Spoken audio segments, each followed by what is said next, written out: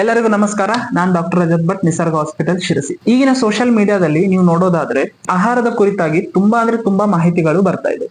ಅದರಲ್ಲೂ ಕೆಲವೊಬ್ರು ಒಂದು ಫುಡ್ ಅನ್ನ ತಗೊಳ್ಬೇಕಂತ ಹೇಳಿದ್ರೆ ಅದೇ ಇನ್ನೊಬ್ರು ಆ ಫುಡ್ ಅನ್ನು ತಗೊಳ್ಬೇಡಿ ಅಂತ ಹೇಳ್ತಿರ್ತಾರೆ. ಸೊ ಅದಕ್ಕಾಗಿ ಆಯುರ್ವೇದದಲ್ಲಿ ಆಚಾರ್ಯ ಚರಕರು ನಾವು ದಿನನಿತ್ಯ ಯಾವ ರೀತಿಯ ಆಹಾರವನ್ನು ತಗೊಳ್ಬೇಕು ಅದನ್ನ ನಿತ್ಯ ಸೇವನೆಯ ಆಹಾರ ಅಂತ ಹೇಳಿದ್ದಾರೆ.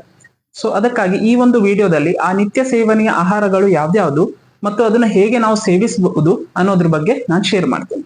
ಮೊದಲನೇದಾಗಿ ಈ ನಿತ್ಯ ಸೇವನೆಯ ಆಹಾರ ಯಾವ್ದ್ಯಾವ್ದು ಅಂತ ನೋಡೋಣ. ಅದಕ್ಕೆ ಆಚಾರ್ಯ ಚರಕರ್ ಹೇಳ್ತಾರೆ, ಷಷ್ಟಿಕಾ ಶಾಲಿ ಮುದ್ಗಾನ್, ಸೈಂಧವೆ ಆಮಲಕೆ ಯವನ್, ಅಂತರಿಕ್ಷ ಪಯ ಸರ್ಪಿ, ಜಾಂಗಲ ಮಧು ಚಾಪ್ಯಸಿ, ತಚ್ಚ ನಿತ್ಯ ಪ್ರಯೋಂಜಿತೆ ಏನಾನು ವರ್ತತೆ, ಅಜಾತಾನಾಂ ವಿಕಾರಾನಾಂ ಅನುತ್ಪತ್ತಿಕರಂ ಚಯತ್. ಅಂದ್ರೆ 10 ರೀತಿಯ ಆಹಾರಗಳನ್ನು ಹೇಳಿದ್ದಾರೆ. ಅದು ಯಾವ್ದಂತ ಹೇಳಿದ್ರೆ, ಒಂದು ಷಷ್ಟಿಕಾಶಾಲಿ ಅಂದ್ರೆ 60 ದಿನದಲ್ಲಿ ಬೆಳೆಯುವಂತ ಒಂದು ಅಕ್ಕಿ. ಎರಡನೇದು ಮುದ್ಗ ಅಂತ ಹೇಳಿದ್ರೆ ಹೆಸರು ಕಾಳು. ಮೂರನೇದು ಸೈಂಧವ ಲವಣ ಅಂದ್ರೆ ರಾಕ್ ಸಾಲ್ಟ್. ನಾಲ್ಕನೇದು ಆಮಲಕ್ಕಿ ಅಂತ ಹೇಳಿದ್ರೆ ಬೆಟ್ಟದ ನೆಲ್ಲಿ ಅಂತ ಹೇಳ್ತೀವಲ್ಲ ಅದು. ಐದನೇದು ಯವ ಅಂತ ಹೇಳಿದ್ರೆ ಬಾರ್ಲಿ. ಆರನೇದು ಅಂತರಿಕ್ಷಂ ಅಂದ್ರೆ ಮಳೆ ನೀರು. ಏಳನೇದು ಪಯ ಅಂದ್ರೆ ಆಕಳ ಹಾಲು. ಎಂಟನೇದು ಸರ್ಪಿ ಅಂದ್ರೆ ಆಕಳಿನ ತುಪ್ಪ. ಒಂಬತ್ತನೇದು ಜಾಂಗಲ ಮಾಂಸ ಅಂದ್ರೆ ಡ್ರೈ ರೀಜನ್ ಅಲ್ಲಿ ಇರುವಂತ, ಅಂದ್ರೆ ಎಲ್ಲಿ ಮಳೆ ಎಲ್ಲ ಕಡಿಮೆ ಆಗುತ್ತಲ್ಲ ಅಲ್ಲಿ ಇರುವಂತ ಪ್ರಾಣಿಗಳ ಮಾಂಸ. 10ನೇದು ಮಧು ಅಂತ ಹೇಳಿದ್ರೆ ಹನಿ. ಈ ರೀತಿಯಾಗಿ ಈ 10 ಆಹಾರಗಳನ್ನ ತಗೊಳ್ಳೋದ್ರಿಂದ ನಾವು ಯಾವಾಗ್ಲೂ ರೋಗದಿಂದ ದೂರವಿರ್ಬೋದು ಅಂತ ಹೇಳಿದ್ದಾರೆ. ಅದಕ್ಕೆ ಹೇಳ್ತಾರೆ ಅಜಾತಾನಾಂ ವಿಕಾರಾನಾಂ, ಅಂದ್ರೆ ನಮಗೆ ಪೂರ್ತಿ ನಮ್ಮ ಲೈಫ್ ಲಾಂಗ್ ನಮಗೆ ಯಾವುದೇ ಒಂದು ವಿಕಾರಗಳು ಬರುವುದಿಲ್ಲ ಹಾಗೂ ನಾವು ಆರೋಗ್ಯವಾಗಿರ್ಬೋದು ಅಂತ ಹೇಳಿದ್ದಾರೆ. ಈಗ ನಾವು ಒಂದೊಂದೇ ಈ ಒಂದು ಯಾವ್ದಾವ್ದು ಆಹಾರ ಹೇಳಿದಾರಲ್ಲ ಅದನ್ನ ಹೇಗೆ ಸೇವನೆ ಮಾಡ್ಬೋದು ಅನ್ನೋದ್ರ ಬಗ್ಗೆ ನೋಡೋಣ. ಮೊದಲನೇದಾಗಿ ಷಷ್ಟಿಕಾಶಾಲಿ 60 ದಿನದಲ್ಲಿ ಬೆಳೆಯುವಂತ ಒಂದು ಅಕ್ಕಿ. ಸೊ ಈ ಪ್ರೆಸೆಂಟ್ ಜನರೇಷನ್ ಅಲ್ಲಿ ನಾವು 60 ದಿನದಲ್ಲಿ ಈ ಒಂದು ಅಕ್ಕಿಯನ್ನು ಬೆಳೆಯಲಿಕ್ಕೆ ಆಗಲ್ಲ. ಸೊ ಈ ಒಂದು ಷಷ್ಟಿಕಾಶಾಲಿ ತಗೊಳ್ಳೋದ್ರಿಂದ ಏನೇನ್ ಯೂಸ್ ಆಗುತ್ತೆ ಅನ್ನೋದ್ರ ಬಗ್ಗೆ ಹೇಳಿದ್ದಾರೆ. ಏನಂತ ಹೇಳಿದ್ರೆ, ಒಂದು ಇದು ಲಘು ಅಂತ ಹೇಳಿದ್ದಾರೆ, ಅಂದ್ರೆ ನಮ್ಮ ಜೀರ್ಣ ಮಾಡ್ಲಿಕ್ಕೆ ತುಂಬಾ ಈಸಿ ಆಗುತ್ತೆ ಅಂತ ಹೇಳಿದೆ. ಇನ್ನೊಂದು ಜ್ವರಗ್ನ ಅಂತ ಹೇಳಿದ್ದಾರೆ. ನೀವು ತುಂಬಾ ಆಯುರ್ವೇದ ಡಾಕ್ಟರ್ ಹತ್ರ ಅಥವಾ ಯಾರಾದ್ರೂ ಡಾಕ್ಟರ್ ಹತ್ರ ಹೋದಾಗ ಅವರು ಜ್ವರ ಬಂದಾಗ ಮೊದಲು ಏನ್ ಹೇಳ್ತಾರೆ ಅಂದ್ರೆ ಒಂದು ಅಕ್ಕಿ ಗಂಜಿ ತಗೊಳ್ಳಿ ಅಂತ ಹೇಳ್ತಾರೆ. ಯಾಕಂದ್ರೆ ಈ ಒಂದು ಅಕ್ಕಿಯಲ್ಲಿ ಜ್ವರವನ್ನು ಕಡಿಮೆ ಮಾಡುವಂತ ಗುಣಗಳು ಇರುತ್ತೆ. ಆದ ಕಾರಣ ಇದನ್ನ ಜ್ವರಗ್ನ ಅಂತ ಹೇಳಿದ್ದಾರೆ. ಮೂರನೇದು ಬಲ, ಅಂದ್ರೆ ನಮಗೆ ಬಲವನ್ನು ಜಾಸ್ತಿ ಮಾಡ್ಲಿಕ್ಕೂ ಸಹ ಇದು ಹೆಲ್ಪ್ ಆಗುತ್ತೆ. ಅದಾದ್ಮೇಲೆ ಇದನ್ನ ತ್ರಿದೋಷಜ್ಞ ಅಂತ ಹೇಳಿದ್ದಾರೆ. ಅಂದ್ರೆ ನಮ್ಮ ದೋಷದಲ್ಲಿ ವಾತ ಪಿತ್ತ ಕಫ ಇದರಲ್ಲಿ ಏನೇ ಈ ಒಂದು ಸಮತೋಲನದಲ್ಲಿ ಹೆಚ್ಚು ಕಡಿಮೆ ಆದ್ರೂ ಇದನ್ನ ಸರಿ ಮಾಡುವಂತ ಗುಣಗಳು ಈ ಒಂದು ಅಕ್ಕಿಯಲ್ಲಿದೆ ಅಂತ ಹೇಳಿದ್ದಾರೆ.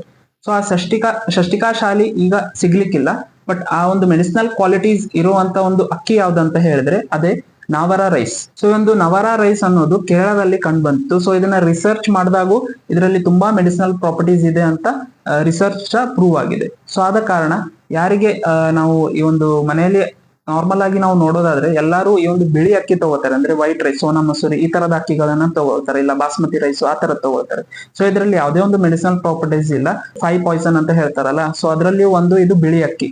ಸೊ ಆದ ಕಾರಣ ನಾವು ಈ ಒಂದು ಬಿಳಿ ಅಕ್ಕಿಯನ್ನು ಬಿಟ್ಬಿಟ್ಟು ನವರ ರೈಸ್ ಸಿಗ್ಲಿಲ್ಲ ಅಂದ್ರೂ ನಾವು ಕೆಂಪಕ್ಕಿಯನ್ನು ಯೂಸ್ ಮಾಡ್ಬೋದು ಮತ್ತು ಕುಚ್ಚಲಕ್ಕಿಯನ್ನು ಯೂಸ್ ಮಾಡ್ಬೋದು. ಸೊ ಈ ರೀತಿಯಾಗಿ ಈ ತರದ ರೈಸ್ ಅನ್ನು ಯೂಸ್ ಮಾಡೋದ್ರಿಂದ ನಾವು ಆರೋಗ್ಯವಾಗಿರ್ಬೋದು. ಮತ್ತೆ ಇವನ್ ಶುಗರ್ ಇದ್ದವರಿಗೆ ಈ ಒಂದು ರೈಸ್ ಅನ್ನು ತಗೊಳ್ಬೇಡಿ ಅಂತ ಹೇಳ್ತಾರೆ, ಅಥವಾ ರೈಸ್ ಬಿಡ್ಲಿಕ್ಕೆ ಹೇಳ್ತಾರೆ, ಯಾಕಂದ್ರೆ ಶುಗರ್ ಕಂಟ್ರೋಲ್ ಆಗಕ್ಕೆ. ಸೊ ನಾವು ರೈಸ್ ಅನ್ನು ಬಿಡ್ಲಿಕ್ಕೆ ಆಗ್ಲಿಲ್ಲ ಅಂತ ಹೇಳಿದ್ರೆ ಅಟ್ಲೀಸ್ಟ್ ನಾವು ಒಂದು ಈ ರೆಡ್ ರೈಸು ಅಥವಾ ನವರ ರೈಸು ಈ ತರದ ಒಂದು ಮೆಡಿಸಿನಲ್ ಪ್ರಾಪರ್ಟೀಸ್ ಇರುವಂತ ಒಂದು ಅಕ್ಕಿಯನ್ನು ನಾವು ಯೂಸ್ ಮಾಡೋದ್ರಿಂದ ನಾವು ಶುಗರ್ ಅನ್ನು ಸಹ ಕಂಟ್ರೋಲ್ಗೆ ತರಬಹುದು. ಎರಡನೇದು ಮುದ್ಗ ಅಂದ್ರೆ ಹೆಸರು ಕಾಳು. ಸೊ ಒಂದು ಹೆಸರು ಕಾಳು ತಗೊಳ್ಳೋದ್ರಿಂದ ಏನೇನ್ ಯೂಸ್ ಆಗುತ್ತೆ ಅಂತ ನೋಡೋದಾದ್ರೆ, ಮೊದಲನೇದಾಗಿ ಹೆಸರು ಕಾಳು ಲಘು ಅಂತ ಹೇಳಿದ್ದಾರೆ. ಲಘು ಅಂದ್ರೆ ಈಸಿಯಾಗಿ ಡೈಜೆಷನ್ ಆಗುತ್ತೆ. ಎರಡನೇದು ಶೀತವೀರ್ಯ ಅಂತ ಹೇಳಿದ್ದಾರೆ, ಅಂದ್ರೆ ನಮಗೆ ತಂಪಾದ ಗುಣವನ್ನು ನಮ್ಮ ದೇಹಕ್ಕೆ ಕೊಡುತ್ತೆ. ಅದಾದ್ಮೇಲೆ ಇದನ್ನು ಗ್ರಾಹಿ ಅಂದಿದ್ದಾರೆ. ಗ್ರಾಹಿ ಅಂದ್ರೆ ಚೆನ್ನಾಗಿ ಅಬ್ಸರ್ವ್ ಆಗುತ್ತೆ ನಮ್ಮ ಬಾಡಿಯಲ್ಲಿ ಅಂತ ಹೇಳಿದ್ದಾರೆ. ಸೊ ಈ ಒಂದು ಗುಣಗಳು ಇರೋ ಕಾರಣ ಇದನ್ನು ಯಾರಿಗೆ ಜ್ವರ ಬರುತ್ತೆ ಅವರು ಸಹ ಇದನ್ನು ತಗೋಬಹುದು. ತುಂಬಾ ಜನಕ್ಕೆ ಜ್ವರ ಬಂದಾಗ ಈ ಒಂದು ಅಕ್ಕಿ ಗಂಜಿ ತಗೋ ಅಂತ ಹೇಳಿದಾಗ ಅವರಿಗೆ ಇಷ್ಟ ಆಗಲ್ಲ. ಅಕ್ಕಿ ಗಂಜಿ ತಿನ್ನೋ ಅಭ್ಯಾಸ ಇರಲ್ಲ, ತಿಂದ ಮೇಲೆನೆ ವಾಂತಿಯ ಸೆನ್ಸೇಷನ್ ಎಲ್ಲ ಆಗುತ್ತೆ. ಸೊ ಆ ತರ ಇದ್ದವರಿಗೆ ಈ ಒಂದು ಹೆಸರು ಕಾಳಿನ ನಾವು ಸೂಪ್ ಮಾಡ್ಬೋದು. ಅದನ್ನ ಮುದ್ಗ ಯೂಷ ಅಂತ ಹೇಳ್ತಾರೆ ಆಯುರ್ವೇದದಲ್ಲಿ. ಸೊ ಈ ರೀತಿಯಾಗಿ ನೀರಲ್ಲಿ ಕುದಿಸ್ಬಿಟ್ಟು ಅದರದೊಂದು ಸೂಪ್ ಮಾಡ್ಬಿಟ್ಟು ಅದಕ್ಕೆ ಸ್ವಲ್ಪ ಕಾಳುಮೆಣಸು ಪುಡಿ ಈ ತರದೆಲ್ಲ ಹಾಕಿ ಕುಡಿಯೋದ್ರಿಂದ ಅವರಿಗೆ ಜ್ವರ ಸಹ ಕಮ್ಮಿ ಆಗುತ್ತೆ. ಅದರೊಟ್ಟಿಗೆ ಈ ಒಂದು ಏನು ಅಕ್ಕಿ ಗಂಜಿ ತಗೊಳ್ಳೋದ್ರಿಂದ ವಾಂತಿ ಬರುವಂತದ್ದು ಆ ತರದ್ದೆಲ್ಲ ಏನು ಆಗೋದಿಲ್ಲ. ಸೊ ಅದಕ್ಕಾಗಿ ಜ್ವರ ಬಂದವರು ಇದನ್ನ ತಗೊಳ್ಬಹುದು. ಅದೇ ರೀತಿಯಾಗಿ ಯಾರಿಗೆ ತುಂಬಾ ಡಯೇರಿಯಾ ಆಗೋದು, ಇಲ್ಲ ಗ್ಯಾಸ್ಟ್ರಿಕ್ ಸಮಸ್ಯೆ ಇದೆ ಅಥವಾ ವಾಂತಿ ಆಗಿದೆ, ಈ ರೀತಿಯ ಸಮಸ್ಯೆ ಇದ್ದವರು ಸಹ ಈ ಒಂದು ಮುದ್ಗ ಯೂಷವನ್ನು ಕುಡಿಯೋದ್ರಿಂದ ತುಂಬಾನೇ ಹೆಲ್ಪ್ ಆಗುತ್ತೆ. ಅದೇ ರೀತಿಯಾಗಿ ಈ ಒಂದು ಹೆಸರು ಕಾಳು ತಗೊಳ್ಳೋದ್ರಿಂದ ವರ್ಣ್ಯ ಅಂತ ಹೇಳಿದ್ದಾರೆ. ಅಂದ್ರೆ ನಮ್ಮ ಮುಖದಲ್ಲಿರುವ ಕಾಂತಿಯನ್ನು ಸಹ ಹೆಚ್ಚು ಮಾಡಬಹುದು. ಅದೇ ರೀತಿಯಾಗಿ ಬಲ ಪುಷ್ಟಿ ಅಂತ ಹೇಳಿದ್ದಾರೆ. ಅಂದ್ರೆ ನಮಗೆ ದೇಹಕ್ಕೆ ಬಲ ಕೊಡ್ಲಿಕ್ಕೂ ಇದು ಸಹಾಯ ಆಗುತ್ತೆ ಅಂತ ಹೇಳಿದ್ದಾರೆ. ಅದೇ ರೀತಿ ನಾವು ನ್ಯೂಟ್ರಿಷನಲ್ ವ್ಯಾಲ್ಯೂ ಎಲ್ಲ ನೋಡೋದಾದ್ರೆ ಇದರಲ್ಲಿ ಡಯಟರಿ ಫೈಬರ್ಸ್ ತುಂಬಾ ಜಾಸ್ತಿ ಇದೆ. ಅದೇ ರೀತಿಯಾಗಿ ಪೊಟ್ಯಾಷಿಯಮ್, ಕ್ಯಾಲ್ಸಿಯಂ ಆ ತರದ ಮಿನರಲ್ಸ್ ಇದೆ. ಇವನ್ ವಿಟಮಿನ್ಸ್, ಥಯಾಮಿನ್, ಮತ್ತೆ ಆಸ್ಕಾರ್ಬಿಕ್ ಆಸಿಡ್, ಮತ್ತೆ ಅದೇ ರೀತಿಯಾಗಿ ಫೋಲಿಕ್ ಆಸಿಡ್, ಈ ತರದ ವಿಟಮಿನ್ಸ್ ಇದರಲ್ಲಿದೆ. ಸೊ ಇದನ್ನ ನಾವು ದಿನನಿತ್ಯ ಸೇವನೆ ಮಾಡೋದ್ರಿಂದ ನಮಗೆ ಯಾರು ತುಂಬಾ ಈ ಫಾಲಿಕ್ ಆಸಿಡ್ಗೆಲ್ಲ ಸಪ್ಲಿಮೆಂಟ್ಸ್ ಅನ್ನ ತಗೊಳ್ತೀವಿ, ಆ ಸಪ್ಲಿಮೆಂಟ್ಸ್ ಅನ್ನು ತಗೊಳ್ಳದೆ ಇರುವ ಹಾಗೆ ನಾವು ನೋಡ್ಕೋಬಹುದು, ಹಾಗೂ ನಮ್ಮ ಆಹಾರವನ್ನು ಇನ್ನಷ್ಟು ಉತ್ತಮ ಮಾಡ್ಕೋಬಹುದು. ಆದ ಕಾರಣ ಈ ಒಂದು ಹೆಸರು ಕಾಳು ಏನಿದೆ ಅದನ್ನ ನಾವು ದಿನನಿತ್ಯ ತಿನ್ಬಹುದು. ಮೂರನೇದು ಸೈಂಧವ ಲವಣ. ಸೈಂಧವ ಲವಣ ಅಂದ್ರೆ ರಾಕ್ ಸಾಲ್ಟ್. ಆಯುರ್ವೇದದಲ್ಲಿ 5 ತರದ ಲವಣ ಬಗ್ಗೆ ವರ್ಣನೆಯನ್ನು ಮಾಡಿದ್ದಾರೆ, ಅಂದ್ರೆ ಉಪ್ಪಿನ ಬಗ್ಗೆ ವರ್ಣನೆ ಮಾಡಿದ್ದಾರೆ. ಅದು ಯಾವ್ದಂತ ಹೇಳಿದ್ರೆ, ಒಂದು ಸವರ್ಚಲ ಲವಣ, ಸೈಂಧವ ಲವಣ, ಮೂರನೇದು ವಿಡ್ ಲವಣ, ಮತ್ತು ಸಮುದ್ರ ಲವಣ, ಹಾಗೂ ಔದ್ಭಿದ ಲವಣ. ಸೊ ಈ ರೀತಿಯಾಗಿ ಈ 5 ಲವಣಗಳಲ್ಲಿ ಶ್ರೇಷ್ಠವಾದ ಲವಣ ಯಾವ್ದಂದ್ರೆ ಸೈಂಧವ ಲವಣ ಅಂತ ಹೇಳಿದ್ದಾರೆ. ಆಲ್ಮೋಸ್ಟ್ ಯಾವ್ದಾವ್ದು ಆಯುರ್ವೇದ ಮೆಡಿಸಿನ್ ಸಿಗುತ್ತೆ ಅಥವಾ ಆಯುರ್ವೇದದ ಔಷಧಿಗಳನ್ನ ಪ್ರಿಪೇರ್ ಮಾಡ್ತಾರೆ, ಅದರಲ್ಲಿ ಸೈಂಧವ ಲವಣವನ್ನೇ ಬಳಕೆ ಮಾಡ್ತಾರೆ. ಯಾಕಂತ ಹೇಳಿದ್ರೆ ಇದರಲ್ಲಿ ತುಂಬಾ ಮೆಡಿಸಿನಲ್ ಪ್ರಾಪರ್ಟೀಸ್ ಇರುವಂತದ್ದು ಕಂಡು ಬಂದಿದೆ. ಅದೇ ರೀತಿಯಾಗಿ ಇದು ಸೈಂಧವ ಲವಣ ಏನು ಅಂತ ನೋಡೋದಾದ್ರೆ, ಈ ಒಂದು ಸಮುದ್ರ ಏನಿರುತ್ತೆ, ಆ ಸಮುದ್ರದ ನೀರು ತುಂಬಾ ವರ್ಷಗಳ ಆದ್ಮೇಲೆ ಅದು ಆವಿ ಆಗ್ಬಿಟ್ಟು ಆ ಒಂದು ಉಪ್ಪು ಏನಿರುತ್ತೆ ಅಲ್ಲಿ ಸೆಡಿಮೆಂಟ್ ಆಗ್ಬಿಟ್ಟು, ಅಂದ್ರೆ ಅಲ್ಲಿ ಕೆಳಗೆ ಕುತ್ಕೊಂಡ್ಬಿಟ್ಟು ಅದು ಕಲ್ಲಾಗುತ್ತೆ. ಸೊ ಈ ಒಂದು ಕಲ್ಲನ್ನೇ ರಾಕ್ ಸಾಲ್ಟ್ ಅಂತ ಹೇಳ್ತಾರೆ. ಸೊ ಈ ಕಲ್ಲಿನ ಪುಡಿಯೇ ಈ ಸೈಂಧವ ಲವಣ ಅಂತ ಹೇಳ್ಬೋದು. ತುಂಬಾ ಜನ ಡಾಕ್ಟರ್ ಅಡ್ವೈಸ್ ಮಾಡಿರ್ತಾರೆ, ಈ ಒಂದು ಯಾರಿಗೆ BPಯ ತೊಂದರೆ ಇದೆ ಅಥವಾ ಹಾರ್ಟಿನ ಸಮಸ್ಯೆ ಇದೆ ಅವರಿಗೆ ಒಂದು ಉಪ್ಪನ್ನು ಕಡಿಮೆ ಮಾಡಿ, ಉಪ್ಪನ್ನು ತಿನ್ಬೇಡಿ ಅಂತ ಹೇಳ್ತಾರೆ. ಆ ರೀತಿಯ ಪೇಷಂಟ್ ಈ ಸೈಂಧವ ಲವಣವನ್ನು ಅಗತ್ಯವಾಗಿ ತಗೊಳ್ಬಹುದು. ಸೊ ಅದೇ ರೀತಿಯಾಗಿ ಯಾರು ಆರೋಗ್ಯವಾಗಿ ಇದ್ದಾರೆ, ಅವ್ರಿಗೆ ಯಾರಿಗೂ BP ಸಮಸ್ಯೆ ಇಲ್ಲ ಅಥವಾ ಹಾರ್ಟಿನ ಸಮಸ್ಯೆ ಇಲ್ಲ ಅಂದ್ರೆ ಅವರು ಈ ಒಂದು ಸೈಂಧವ ಲವಣವನ್ನು ದಿನನಿತ್ಯ ಬಳಕೆ ಮಾಡೋದ್ರಿಂದ ಅವರಿಗೆ ಈ ಒಂದು ಹಾರ್ಟಿನ ಸಮಸ್ಯೆ ಆಗ್ಲಿ, BPಯ ಸಮಸ್ಯೆ ಆಗ್ಲಿ ಬರುವುದಿಲ್ಲ. ಸೊ ಅದಕ್ಕಾಗಿ ಈ ಒಂದು ಸೈಂಧವ ಲವಣವನ್ನು ನಾವು ದಿನನಿತ್ಯ ಬಳಸಬಹುದು. ಅದೇ ರೀತಿಯಾಗಿ ಯಾರಿಗೆ ಒಂದು ಬರ್ನಿಂಗ್ ಸೆನ್ಸೇಷನ್ ಇರುತ್ತೆ, ಅಂದ್ರೆ ಉರಿ ಆಗುವಂತದ್ದು, ಸೊ ಅವರಿಗೂ ಸಹ ಉಪ್ಪನ್ನು ಕಡಿಮೆ ಮಾಡಕ್ಕೆ ಹೇಳಿರ್ತಾರೆ. ಸೊ ಅವರು ಈ ಒಂದು ಸೈಂಧವ ಲವಣವನ್ನು ಬಳಕೆ ಮಾಡೋದ್ರಿಂದ ಅವರಿಗೆ ಉರಿ ಆಗುವಂತದ್ದು, ಗ್ಯಾಸ್ಟ್ರಿಕ್ ತೊಂದರೆ ಆಗುವಂತದ್ದು ತೊಂದರೆಗಳು ಆಗುವುದಿಲ್ಲ, ಹಾಗೂ ಅವರು ಆರೋಗ್ಯವನ್ನು ಮತ್ತಷ್ಟು ಉತ್ತಮ ಮಾಡ್ಕೋಬಹುದು. 4ನೇದು ಆಮಲಕ್ಕಿ.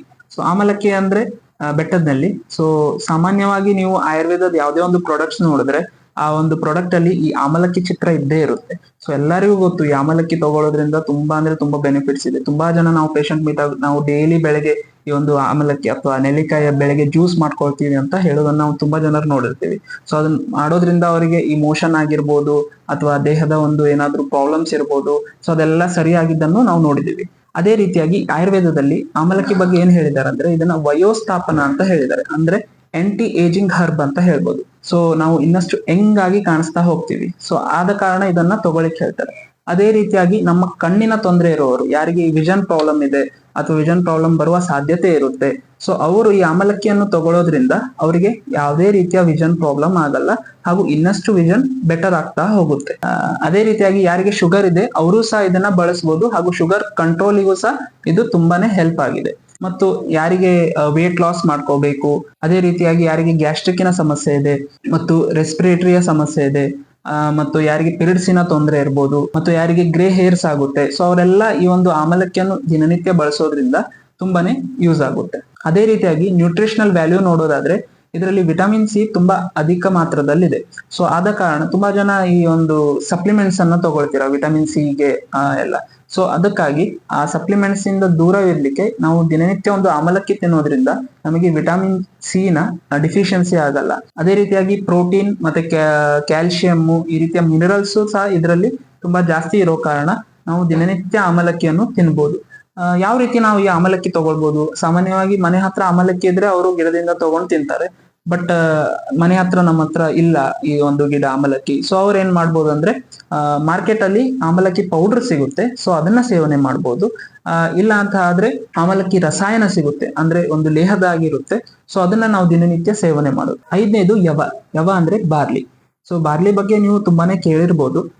ಈ ಬಾರ್ಲಿ ಯಾರಿಗೆ ಒಬೆಸಿಟಿ ಇದೆ, ಯಾರಿಗೆ ಕೊಲೆಸ್ಟ್ರಾಲ್ ಜಾಸ್ತಿ ಇದೆ, ಅವರಿಗೆ ಇದು ತುಂಬಾನೇ ಸಹಾಯವಾಗುತ್ತೆ.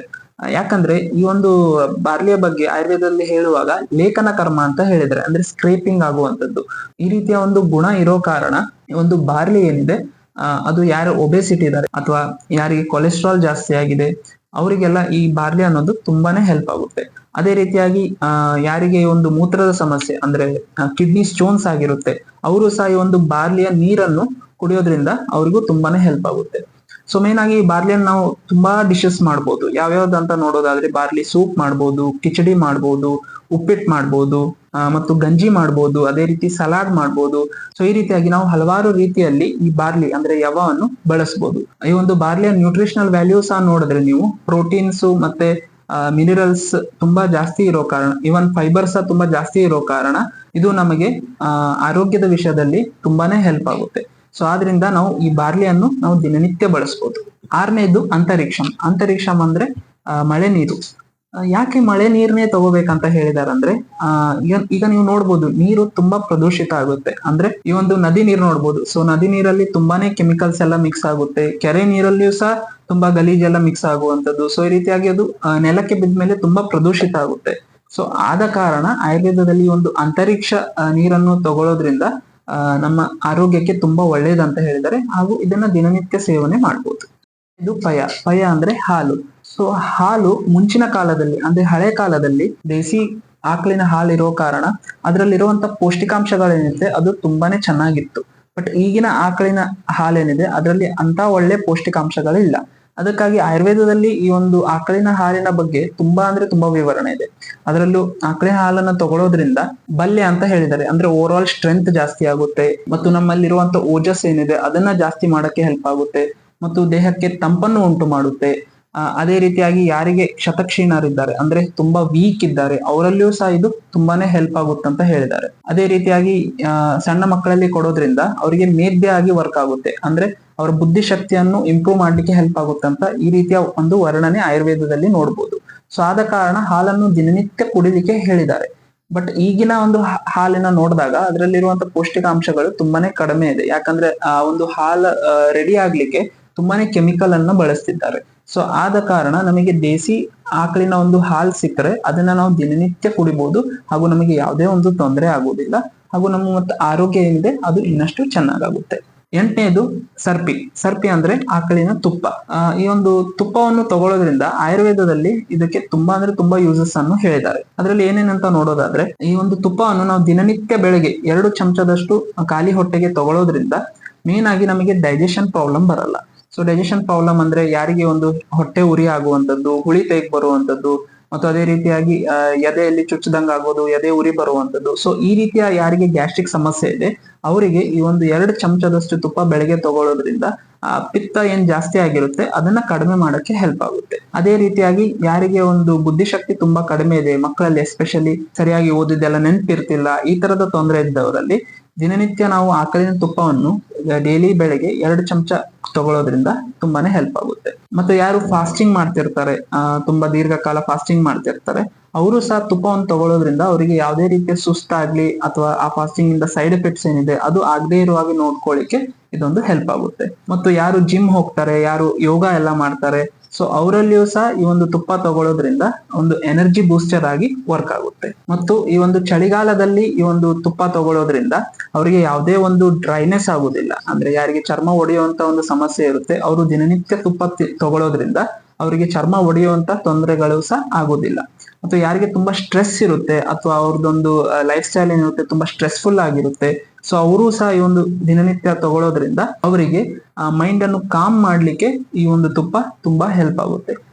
ಅದೇ ರೀತಿಯಾಗಿ ಇನ್ನೊಂದು ವರ್ಣನೆ ಏನಿದೆ ಅಂದ್ರೆ ಪುರಾಣ ಘೃತ ಅಂತ ಇದೆ. ಅಂದ್ರೆ ಈ ಒಂದು ತುಪ್ಪ ಏನಿದೆ ಅದು 1 ರಿಂದ 10 ವರ್ಷದವರೆಗೆ ಅದನ್ನ ದೀರ್ಘಕಾಲವಾಗಿ ಇಟ್ಟು ಆಮೇಲೆ ಬಳಸೋದ್ರಿಂದ, ಅಂದ್ರೆ ತುಂಬಾ ಹಳೇದಾದ್ಮೇಲೆ ಬಳಸೋದ್ರಿಂದ ಅದರಲ್ಲಿ ತುಂಬಾ ಅಂದ್ರೆ ತುಂಬಾ ಹೆಲ್ತ್ ಬೆನಿಫಿಟ್ಸ್ ಇದೆ ಅಂತ ಆಯುರ್ವೇದದಲ್ಲಿ ವರ್ಣನೆ ಇದೆ. 9ನೇದು ಮಧು ಅಂದ್ರೆ ಹನಿ.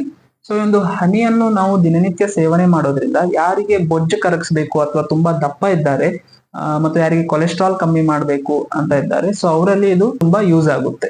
ಹೇಗೆ ತಗೋಬಹುದು ಅಂತ ಹೇಳಿದ್ರೆ ಡೈಲಿ ಬೆಳಗ್ಗೆ ಒಂದು ಅರ್ಧ ಲೋಟ ಅಥವಾ 1 ಲೋಟದಷ್ಟು ಬೆಚ್ಚಗೆ ನೀರಿಗೆ ಸ್ವಲ್ಪ ಲಿಂಬೆಹಣ್ಣು ಜೊತೆ ಈ ಒಂದು ಹನಿಯನ್ನು ಮಿಕ್ಸ್ ಮಾಡಿ ತಗೊಳ್ಳೋದ್ರಿಂದ ಒಬೇಸಿಟಿ ಅಂದ್ರೆ ಯಾರಿಗೆ ತೂಕ ಇಳಿಸ್ಬೇಕು ಅವರಿಗೆ ಇದು ತುಂಬಾ ಚೆನ್ನಾಗಿ ಯೂಸ್ ಆಗುತ್ತೆ. ಅದೇ ರೀತಿಯಾಗಿ ಈ ಒಂದು ಹನಿಯಲ್ಲಿ ನೋಡೋದಾದ್ರೆ it is rich in antioxidant ಅಂತ ಹೇಳ್ತಾರೆ.